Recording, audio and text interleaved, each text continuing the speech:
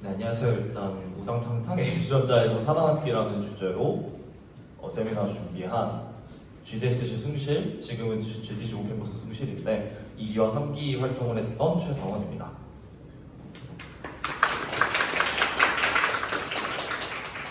네, 그래서 우선 목차는 가볍게 넘어가고 자기소개를 다시 하면 저는 AI 융합학부, 정확히는 입학할 때는 스마트 시스템 소프트웨어였는데 이제 아는 사람이 많이 없어서 일단 AI 융합학부 1파트원으로 학교에 들어와서 작년 8월에 여름에 졸업을 하고 이제 졸업하자마자 바로 회사에 들어가게 된 케이스고요. 저는 GDSC 숭실 2기 때는 웹모바일 파트로 3기 때는 코어 멤버 이벤트 오르가니저로 활동을 했습니다.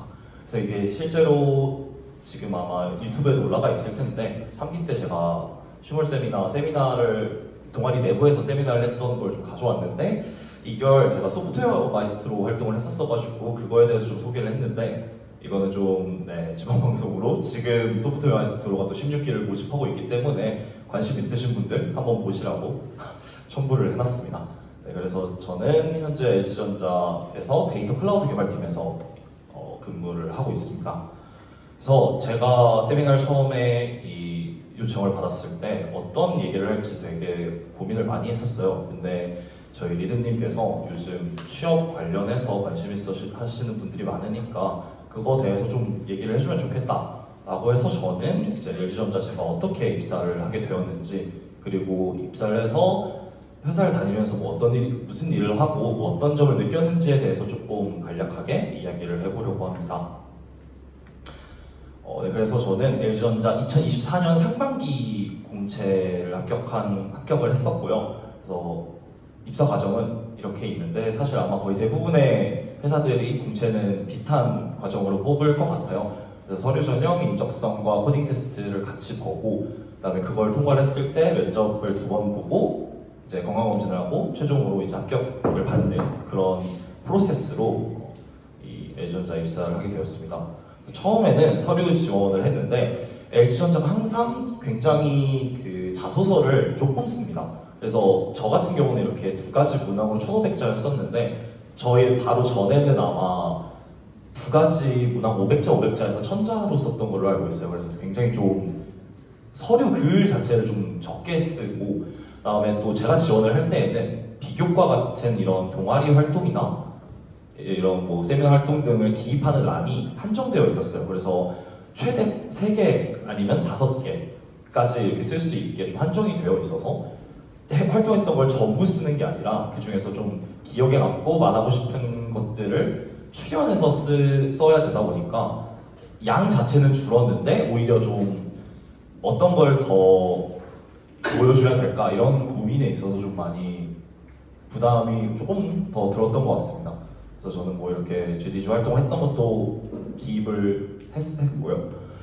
그리고 이제 서류 지원을 하고 인적성 검사와 코딩 테스트를 보는데 항상 LG전자에서는 인성, 적성, 코딩 테스트 중에 인성이 제일 중요하다고 말을 많이 합니다.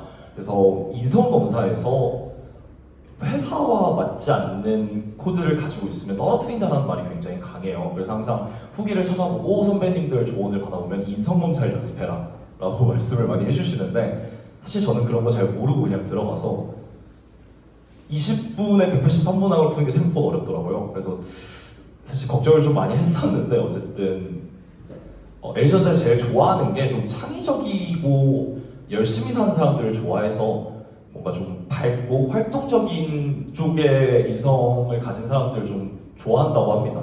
그래서 그런 쪽으로 만약에 준비를 하시게 되면은 좀 문항을 잘 체크를 하셔야 될 것 같고, 적성 검사의 경우에는 다른 뭐 G사트나 이런 SKCT 등에 비해서 많이 쉬웠어요. 그래서 좀 저 같은 경우도 이 15문항 중에 각 이 과목을 10문항 이상 푼 게 거의 없는 것 같은데 반에서 조금 넘게 푼 것 같은데도 무리 없이 일단 통과를 했고, 코딩 테스트 문제가 정말 쉬웠습니다. 그래서 이게 뭐 제가 알고리즘을 잘하고 이런 게 절대 아니고 진짜 체감 난이도가 프로그래머스 기준으로 1단계, 2단계 그리고 2단계에서 3단계 정도 사이에 있는 수준의 문제가 출제가 되었어요. 사실 저는 이 문제들을 처음 봤을 때 큰일 났다라고 생각을 했습니다. 너무 쉬워서 하나 그냥 이제 테스트 케이스가 틀리면은 떨어지겠다라는 생각이 들어서 굉장히 예외 처리를 빡세게 했던 기억이 나요. 그래서 어쨌든 그래도 좀 그렇게 그런 생각을 가지고 거의 예외 처리에만 1시간을 2시간 3문제였는데 예외 처리에만 1시간을 넘게 썼던 것 같은데 그래도 계속 꾸준히 좀 생각지 못한 예외들을 계속 찾아내가지고 좀 잘 됐던 것 같습니다. 네, 그리고 이제 이렇게 테스트들을 다 통과를 하고 면접을 보게 되면은 우선 1차 면접은 애전자의 경우에는 전부 온라인으로 보게 됩니다. 그리고 특이하게 PT 면접을 진행을 해서 회사에서 양식을 줍니다. 이것도 실제로 제가 발표를 했던 PT 자료 중에 한 일부인데 이런 식으로 뭐 지원직무 관련 의미 있는 경험 본인의 경험이나 어떻게 살았는지를 설명할 수 있는 질문들을 주고 그것을 10분 안에 양식에 맞춰서 발표를 해야 됩니다. 그래서 뭐 저 같은 경우도 프로젝트, 뭐 동아리 활동 등등을 좀 많이 적어서 이렇게 발표를 하고 그에 대한 질의응답을 진행을 합니다. PT 면접 자체를 준비를 하면서 확실히 좀 그냥 일반 면접보다는 이 자료를 준비하면서 부담이 됐었는데 오히려 막상 면접을 보다 보니 거의 질문 대부분이 본인이 이런 PPT에 넣은 부분에 대해서만 질문이 많이 들어오다 보니까 오히려 면접 진행하면서는 좀 편했던 그런 점도 있는 것 같습니다. 실제로 이런 질문들을 받았는데 자기소개를 따로 하고 PT 발표를 하고 정말 이 PT에서 물어보고 싶었던 부분들만 경험에 관련해서만 좀 물어봤던 것 같습니다. 그리고 추가적으로 면접관들 들어오신 분들이 다 팀장, 파트장 분들이시다 보니까 본인들이 데려가기 위해서 본인들 팀에서 하고 있는 기술 같은 거에 대한 질문도 좀 들어왔던 것 같습니다. 그래서 실제로 인베디드 관련 과목 같은 것도 수강한 적이 있느냐, LG전자가 아무래도 제조업이다 보니까 좀 하드웨어와 친해야 되는데 이런 거 수강한 적이 있느냐, 뭐 이런 질문도 받아봤고 기술에 대해서도 뭐 플러터 같은 것도 사용하는데 해본 적이 있느냐, 뭐 이런 식의 좀 기술 질문들도 많이 받았던 것 같습니다. 이게 온라인 면접이어서 조금의 꿀팁을 드리자면 생각보다 이 대답만 하게 되면은 너무 정적으로 표현이 되더라고요. 그래서 좀 실제 면접, 오프라인 면접보다 조금 더 표정이나 이런 제스처들을 좀 많이 사용을 하는 게 이 면접관들 눈에 많이 드는 것 같습니다. 그래서 사실 그 부분을 좀 어느 정도 칭찬을 받았어서 좀 남겨봅니다. 그래서 이제 1차 면접을 또 통과하게 되면은 2차 면접은 마곡의 사이언스파크에서 대면 면접을 하게 됩니다. 그리고 이제 특이하게 임원 면접뿐만 아니라 토익 면접을 같이 진행을 하게 돼요. 그래서 면접자가 4명 혹은 5명이 한 그룹으로 이루어져 있고 토익 면접과 임원 면접을 각각 1시간씩 진행을 하게 됩니다. 그래서 토익 면접 같은 경우는 실제 현업과 관련된 이런 토익 주제를 주는데 자료를 한 A4 용지 기준으로 30페이지 정도를 줍니다. 그래서 그거를 15분에서 20분 정도 만에 읽고 나서 본인의 의견을 정리를 해서 팀이 같이 들어간 면접자들과 얘기를 하고 그리고 토론이 아니기 때문에 이게 하나의 의견을 정해서 발표자를 정하고 또 그걸 발표하고 그리고 현업 이 면접관들이 그럼 면접관들의 뭐 이런 건 어떻게 생각하냐 이런 질의응답을 또 이제 다시 대답을 하는 이런 식으로 진행을 했습니다. 그래서 이게 주제를 여기서 밝힐 수 있을지는 모르겠지만 어떠한 신제품이 시장에 진입하기 위해서 뭐 가격을 낮출지 아니면은 퀄리티를 좀 낮추고 가격을 낮출지 아니면 빠르게 뭐 개발을 해야 될지 뭐 이런 식의 좀 A안 B안 C안을 주고 묻는 주제였습니다. 그래서 그것에 대해서 좀 발표를 했었고 임원 면접 같은 경우는 흔히 그냥 다들 생각하시는 좀 임원들 전부 상무급이 들어와서 뭐 기술 질문을 좀 간략하게 물어보거나 거의 인성 위주의 면접으로 진행이 되었습니다. 이제 이것도 실제로 받았던 질문들인데 사실 저는 1분 자기소개를 시킬 줄 알았는데 갑자기 3분 자기소개를 시켜가지고 자기소개에서 좀 많이 어버버했었는데 다행히도 이제 다 같이 좀 당황을 해서 여기는 잘 넘어가게 된 것 같고 이게 보시면은 뭐 기술 질문보다는 뭐 본인이 개발하면서 가장 중요하게 생각하는 가치 뭐 취업 준비를 하면서 힘들었던 점 이런 식의 좀 이성 질문들이 많았던 것 같습니다. 분위기가 굉장히 좋았습니다. 들어오셨던 저희 본부장님께서 굉장히 좀 많이 분위기를 풀어주려고 노력을 하셨어가지고 스몰 토크도 많이 하고 좀 분위기가 좋은 상태로 봤었기 때문에 면접을 좀 더 편안하게 볼 수 있었던 것 같습니다. 네, 그래서 이렇게 합격을 하게 되면은 최종 합격했다고 연락이 오고, 네, 이제 바로 저는 이제 졸업을 하고 이제 방학 때 7월에 입사를 하게 되겠습니다. 제가 처음에 들어와서 느꼈던 거는 확실히 이제 대기업이다 보니까 바로 실전에 투입을 하기보다는 굉장히 교육이 많습니다. 좀 들어가자마자 교육만 3개를 연달아서 한 달 반에서 2달 정도를 받았고요. 그래서 이제 3개 교육을 받았는데 LG 전자 교육, 그다음에 인하원이라고 해서 LG 소유 산하에 이 이천에 인하원이라는 공간이 있는데 여기서는 LG 전 그룹사가 와서 이제 같이 또 교육을 받고 또 LG전자 제가 지원한 BS 사업본부에서 사업본부 교육을 받고 이렇게 좀 이루어졌던 것 같습니다.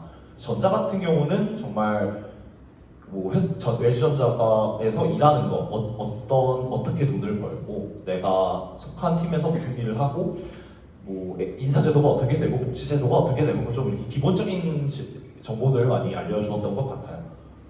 네, 그리고 이제 그 전 그룹사 교육, 이 인하운 교육은 솔직히 뭔가 교육이라기보다는 굉장히 네트워킹의 장소였던 것 같습니다. 그래서 뭐 CNS, 에너지솔루션, 유플러스 등등등 되게 LG 산하에 있는 모든 그룹사 사람들이 와서 신입사원들이 와서 350명 정도가 모여가지고 같이 진행을 했는데 뭔가 좀 기술이나 회사에 대한 얘기보다는 좀 되게 재미있게 뭔가 사람들과 소통할 수 있는 그런 프로그램들이 많았어서 좋았던 것 같습니다. 그래서 실제로 여기서 했던 것들이 뭐 향수 만들기, 또 뭐 방탈출 게임, 막 이런 거를 방탈출 게임 같은 거를 뭐 이제 좀 LG 코드를 넣어서 좀 이렇게 구현을 해놓고 막 이런 느낌이었어가지고 되게 재밌게 진행을 했던 것 같습니다.